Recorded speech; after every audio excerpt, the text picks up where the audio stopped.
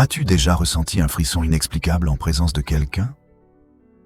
Comme si quelque chose d'invisible, mais profondément troublant, se tramait derrière la façade de son sourire.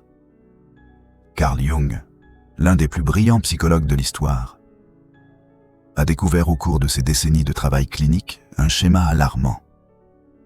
Il existe un signal silencieux, révélateur d'un danger bien plus redoutable que n'importe quelle menace physique explicite. Ce signal, souvent ignoré par notre esprit conscient, est pourtant détecté par notre instinct le plus archaïque. Il ne se manifeste ni par des paroles agressives, ni par des comportements toxiques évidents. Il est plus subtil, et c'est précisément ce qui le rend infiniment plus dangereux. La sagesse ancienne mettait déjà en garde contre ces personnes. Mais Jung est parvenu à formuler scientifiquement ce que nos ancêtres pressentaient intuitivement.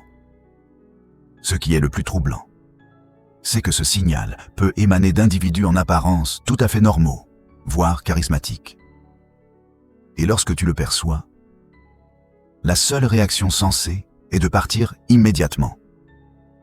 La projection de l'ombre est peut-être le mécanisme psychologique le plus dangereux que Jung ait identifié dans les relations humaines. Imagine ceci. Tu parles avec quelqu'un et soudain, cette personne t'attribue des intentions, des pensées ou des traits négatifs que tu n'as jamais exprimés, ni même envisagés. Elle ne réagit pas à toi, mais à une version déformée de toi qu'elle a créée dans son esprit. Cela te semble familier? Ce que tu vis à ce moment-là, c'est la projection pure de l'ombre jungienne. L'ombre représente tout ce que nous rejetons en nous-mêmes, ces aspects que nous jugeons inacceptables et que nous refoulons dans l'inconscient. Mais ces éléments ne disparaissent pas. Ils demeurent simplement hors de notre champ de conscience, accumulant de l'énergie dans les profondeurs de notre psyché. Lorsqu'une personne projette systématiquement son ombre sur autrui, elle manifeste ce que Jung considérait comme le signal le plus menaçant. L'incapacité absolue à reconnaître ses propres parts d'ombre. Cette personne est littéralement aveugle à ces éléments en elle-même et ne peut donc les percevoir qu'à travers les autres. Le danger réside dans le fait que, de son point de vue, tu incarnes réellement ces aspects négatifs. Les traditions spirituelles anciennes comprenaient ce phénomène bien avant que Jung ne le formalise. Le bouddhisme parle du miroir obscurci qui reflète nos propres impuretés comme si elles étaient extérieures. Le christianisme, lui, évoque la poutre dans l'œil de celui qui veut retirer la paille de l'œil de son frère.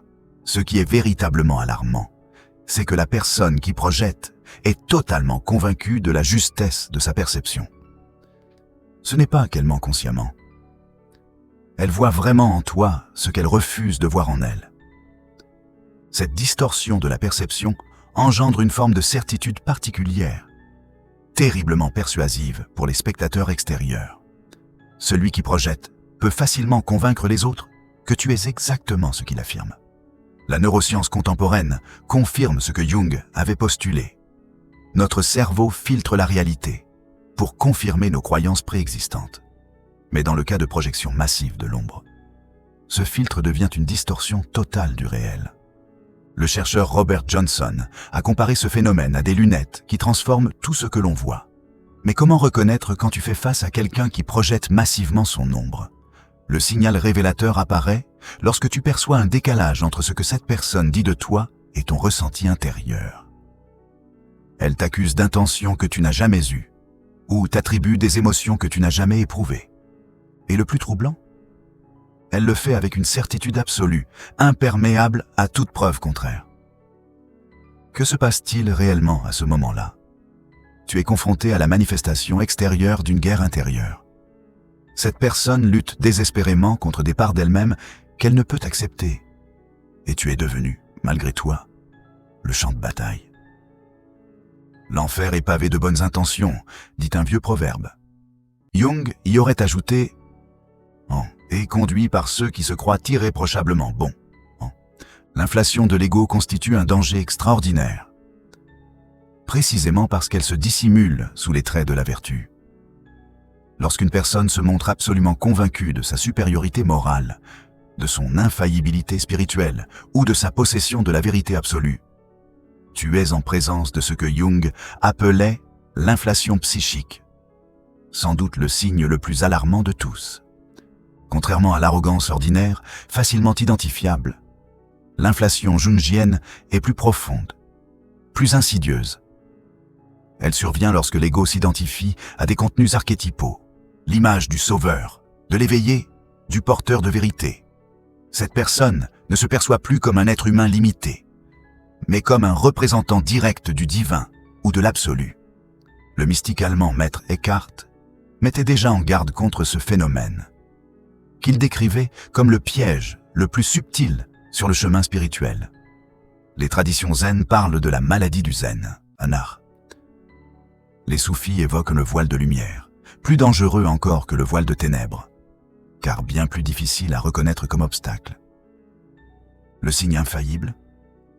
Cette personne ne doute jamais de ses propres motivations, alors que les plus grands sages de l'histoire ont toujours exprimé une profonde humilité face au mystère de l'existence. Ceux qui souffrent d'inflation psychique affichent une certitude absolue.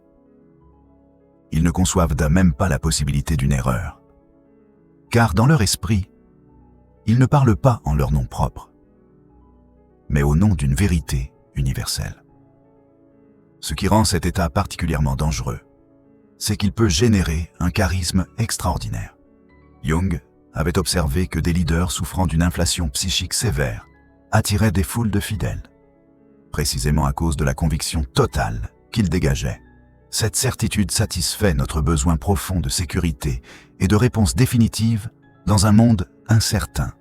Le psychologue chilien Claudio Naranjo, fin connaisseur des traditions spirituelles, soulignait que l'ego spirituel est le plus raffiné et le plus difficile à détecter. L'ego ordinaire dit « Je suis important ». L'ego gonflé proclame « Je suis le canal du bien suprême ». Cette subtile différence explique pourquoi tant de personnes sont attirées par des individus potentiellement dangereux, qui paraissent pourtant spirituellement élevés. Comment reconnaître cette inflation psychique? Observe leur réaction face à la critique ou à la contradiction. Celui dont l'ego s'est gonflé d'archétypes ne traite pas les objections comme des informations utiles, mais comme une offense au bon ordre cosmique. Il n'interprète pas le désaccord comme un simple désaccord humain, mais comme une résistance au bien, à la vérité ou au divin qu'il incarne. Jung avertissait que cet état représente un danger non seulement pour les autres, mais surtout pour celui qui en est victime. L'identification du petit ego à des contenus transpersonnels soumet la psyché à une tension insupportable, qui finit par exiger une compensation. Plus l'inflation est grande, plus l'effondrement sera brutal lorsque les aspects refoulés referont surface. Et peut-être n'y a-t-il rien de plus inquiétant que quelqu'un qui, en toutes circonstances, te montre exactement ce que tu veux voir. Jung a découvert un schéma troublant chez certains individus. Une adaptation sociale si parfaite qu'elle élimine toute rugosité, contradiction ou spontanéité humaine. Ce masque impeccable, ou persona, terme emprunté au théâtre grec, constitue un signal d'alerte que nos instincts perçoivent bien avant que notre esprit conscient ne puisse le formuler. Une identification totale à la persona représente un danger psychologique extraordinaire, car elle indique une dissociation complète entre l'image extérieure et l'être intérieur. L'individu a sacrifié son authenticité sur l'autel de l'acceptation sociale, créant une façade si élaborée qu'il en vient à oublier lui-même ce qui se trouve derrière. Comme l'exprimait le poète Fernando Pessoa, le danger ne réside pas dans le masque, mais dans l'oubli que ce n'est qu'un masque. Les traditions contemplatives orientales ont mis en évidence ce phénomène depuis des millénaires. Dans le bouddhisme zen, on parle du visage originel avant la naissance, cette authenticité essentielle qui existe au-delà de nos constructions sociales. Les maîtres taoïstes mettaient en garde contre le danger de polir la surface au point d'user la substance. Jung a simplement traduit ces observations anciennes dans le langage de la psychologie moderne. Le signe d'alerte apparaît lorsqu'on perçoit une étrangeté, une impression d'artificialité dans les interactions avec quelqu'un, même si son comportement est techniquement irréprochable. Cette personne sait toujours quoi dire, comment agir, quelles expressions adopter. Mais tout cela manque de l'imprévisibilité et des incohérences propres à l'authenticité humaine. Comme le souligne l'analyste jungien James Hollis, une perfection excessive dans l'adaptation sociale indique souvent un vide proportionnel dans la vie intérieure. Les neurosciences contemporaines ont identifié un phénomène fascinant lié à cette dynamique. Notre cerveau est doté de neurones miroirs, capables de détecter les incongruités subtiles entre les paroles les expressions faciales et le langage corporel d'autrui. Lorsque le masque social de quelqu'un est complètement dissocié de sa réalité intérieure, ces neurones émettent un signal d'alerte que nous ressentons comme une impression inexplicable de malaise ou de méfiance. Le véritable danger réside dans ce que cache cette dissociation extrême. Lorsqu'une personne investit toute son énergie psychique à maintenir une image extérieure parfaite, les aspects refoulés de sa personnalité ne disparaissent pas. Ils s'accumulent dans l'inconscient, formant ce que Jung appelait l'ombre. Et plus la persona est rigide, plus son ombre sera chaotique et potentiellement destructrice lorsqu'elle finira par émerger. Marie-Louise von Franz, proche collaboratrice de Jung, a observé que ceux qui présentent une adaptation sociale parfaite vivent souvent des épisodes d'éruption de l'ombre, des moments où toute l'énergie refoulée explose de manière imprévisible et potentiellement destructrice. Cette dynamique explique pourquoi les individus apparemment les plus parfaits sont parfois capables d'actes étonnamment destructeurs. Une identification complète à la persona sociale représente, selon Jung, une trahison du soi, un abandon de l'individualité authentique au profit d'une construction artificielle. Et comme toute trahison profonde, cela finit par avoir un coût psychologique. Imagine que tu converses avec quelqu'un et que tu perçois soudain un changement subtil mais profond. C'est toujours la même personne physiquement. Mais quelque chose de fondamental a changé dans son regard, son énergie, la qualité de sa présence, comme si quelque chose d'ancien et de transpersonnel se manifestait à travers elle. Cette expérience troublante, que de nombreuses cultures traditionnelles considéraient comme une forme de possession, a été conceptualisée par Jung sous le nom de possession archétypique. Peut-être le signe le plus alarmant que l'on puisse détecter chez un être humain.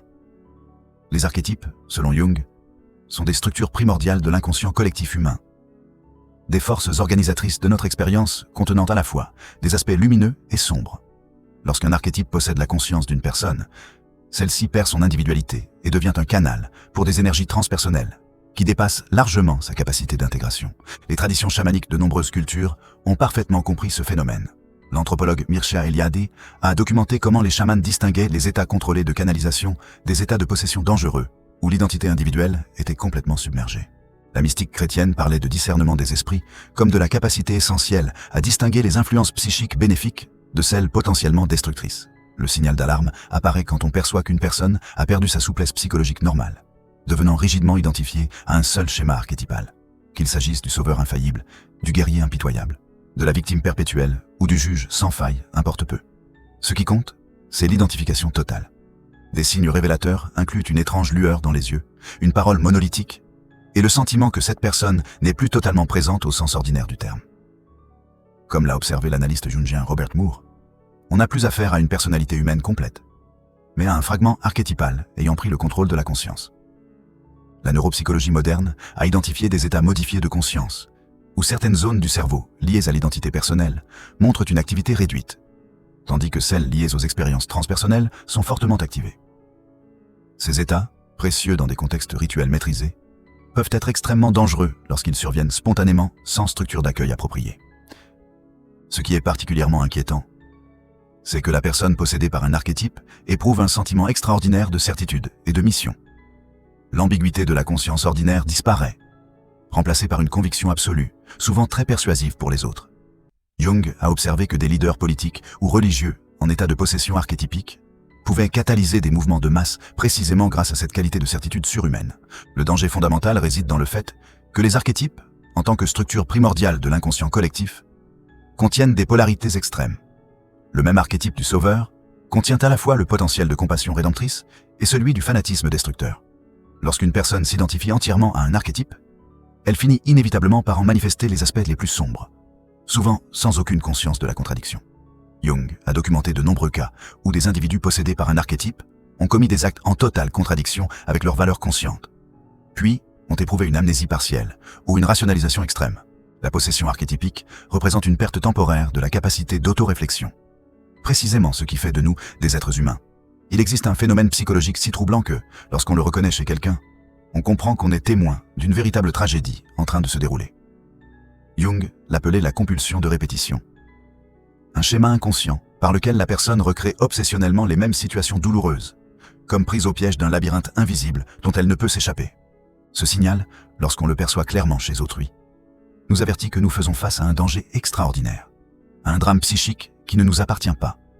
Ce qui est véritablement alarmant dans la compulsion de répétition, c'est sa qualité automatique et inconsciente. La personne ne choisit pas consciemment ni de manière malveillante de recréer des schémas destructeurs. Elle répond à des forces psychiques profondes qui opèrent totalement en dehors de sa conscience. Comme l'a exprimé le psychanalyste Christopher Bollas, il s'agit de savoir non penser, des expériences formatrices si précoces ou traumatisantes qu'elles n'ont jamais été intégrées cognitivement, mais structurent toutes les expériences ultérieures. Les traditions spirituelles ont reconnu ce phénomène depuis des millénaires. Le concept de karma, à l'origine, ne renvoyait pas à un système cosmique de récompense et de punition, mais précisément à ces schémas de conditionnement qui nous poussent à recréer sans cesse des circonstances similaires. Dans la tradition judéo-chrétienne, l'idée de péché originel peut être interprétée psychologiquement comme ces schémas inconscients que nous héritons et perpétuons sans en avoir conscience. Le signe révélateur apparaît lorsque l'on observe une personne qui se retrouve systématiquement dans les mêmes situations douloureuses avec des personnes différentes, mais selon un scénario étonnamment similaire. Plus troublant encore, cette personne semble sincèrement surprise chaque fois que le schéma se répète, comme si elle était victime du destin, plutôt qu'architecte inconscient de ses propres expériences répétitives. Les neurosciences contemporaines ont mis au jour une base biologique de ce phénomène. Les expériences précoces, en particulier les traumatismes, créent littéralement des circuits neuronaux qui deviennent des voies de moindre résistance pour le traitement de l'information. Le cerveau développe une attente neurologique qui cherche inconsciemment à confirmer ces modèles préexistants du monde, même lorsque ces modèles engendrent de la souffrance. L'aspect le plus dangereux est que les personnes prises dans ces compulsions inconscientes de répétition cherchent inconsciemment à recruter les autres pour jouer des rôles dans leur drame intérieur non résolu. Comme l'a souligné le psychanalyste Donald Kalshed, le traumatisme non intégré exige d'être rejoué. Sans le savoir, nous pouvons nous retrouver à jouer un rôle dans une histoire commencée bien avant que nous ne rencontrions cette personne. Jung a observé un phénomène fascinant. Plus la compulsion de répétition est inconsciente, plus elle semble se manifester sous forme de synchronicité ou de coïncidence significative dans la vie extérieure.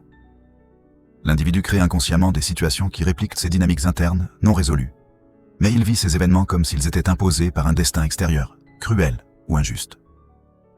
Les thérapeutes jungiens identifient ce signal lorsqu'ils entendent quelqu'un raconter, encore et encore, des récits dans lesquels ils sont trahis, abandonnés, incompris ou victimisés de manière étonnamment similaire. Comme l'a exprimé Marie-Louise von Franz, « Tant que vous n'aurez pas rendu l'inconscient conscient, il dirigera votre vie et vous appellerez cela le destin. » Ce qui est le plus troublant, c'est que la compulsion de répétition possède une qualité presque magnétique. La personne piégée dans ces schémas émet inconsciemment des signaux qui attirent précisément ceux qui peuvent l'aider à recréer ces scénarios traumatiques d'origine. Jung appelait cela la synchronicité négative, cette capacité extraordinaire de l'inconscient à orchestrer des rencontres qui perpétuent ses propres blessures non résolues. Mais si ces signaux révèlent les dangers les plus profonds selon Jung, il existe un chemin de transformation qui permet de transcender ces menaces. L'intégration consciente de l'ombre. Ce processus constitue la différence fondamentale entre les individus psychologiquement dangereux et ceux qui ont entrepris le chemin vers la totalité psychique. Ce qui est fascinant, c'est que nous pouvons reconnaître cette intégration aussi clairement que nous identifions son absence. Et lorsque nous l'apercevons chez quelqu'un, nous sommes face à l'antithèse du danger psychologique. L'intégration de l'ombre ne signifie pas perfection morale ni absence de tendances négatives. Elle implique au contraire une reconnaissance humble et consciente de notre propre capacité à incarner toutes les erreurs et ténèbres que nous voyons chez autrui. Comme l'a formulé Jung, « Je préfère être entier que bon », une phrase souvent mal comprise, qui pointe en réalité la différence entre une intégrité psychologique authentique et un masque de perfection dissimulant des divisions internes dangereuses. Les traditions contemplatives ont exprimé ce processus depuis des millénaires, avec différents langages. Le bouddhisme tibétain parle de transformer le poison en remède, reconnaître et utiliser de manière constructive même les émotions et tendances les plus difficiles. L'alchimie occidentale, qui fascinait Jung, représentait symboliquement ce processus par la transmutation du plomb, les aspects rejetés en or, la conscience intégrée. Les signes d'une personne ayant réellement entrepris ce processus d'intégration sont reconnaissables entre tous. Une combinaison particulière d'honnêteté envers ses propres ombres et de compassion pour celles des autres. Cette personne peut admettre ses propres impulsions et tendances problématiques sans honte excessive ni indulgence, simplement comme des aspects de la condition humaine nécessitant une vigilance constante. Les neurosciences contemporaines confirment que ce processus a des corrélats neurophysiologiques observables. Des chercheurs comme Daniel Siegel ont documenté comment l'intégration des aspects dissociés de l'expérience crée littéralement de nouvelles connexions neuronales entre les régions primitives émotionnelles et les zones préfrontales liées à la réflexion sur soi. Ce qui est véritablement transformateur dans ce processus, c'est que, paradoxalement, reconnaître consciemment nos aspects les plus difficiles diminue considérablement la probabilité de les agir de manière inconsciente.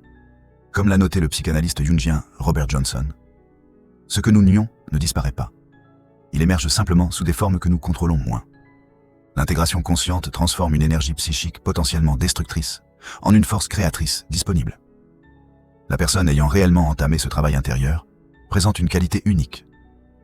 La capacité de voir le monde en nuances de gris plutôt qu'en noir et blanc absolu. Elle ne divise pas rigoureusement entre le bien et le mal, mais reconnaît la complexité universelle de la condition humaine. Comme l'a souligné le psychologue jungien James Hollis, la maturité psychologique commence lorsque nous abandonnons la fantaisie de notre innocence absolue. Les maîtres spirituels authentiques, à travers l'histoire, ont incarné cette intégration. Le Dalai Lama peut parler ouvertement de ses excès de colère. Thérèse d'Avila reconnaissait ses périodes de sécheresse spirituelle. Le mystique Soufi Rumi écrivait poétiquement sur ses contradictions internes. Cette honnêteté radicale contraste fortement avec la perfection artificielle de ceux qui sont dissociés de leur ombre. Le signe le plus fiable d'un processus d'intégration en cours est cette combinaison singulière d'humilité sincère, et non de fausse modestie, et d'autorité authentique, et non d'autoritarisme.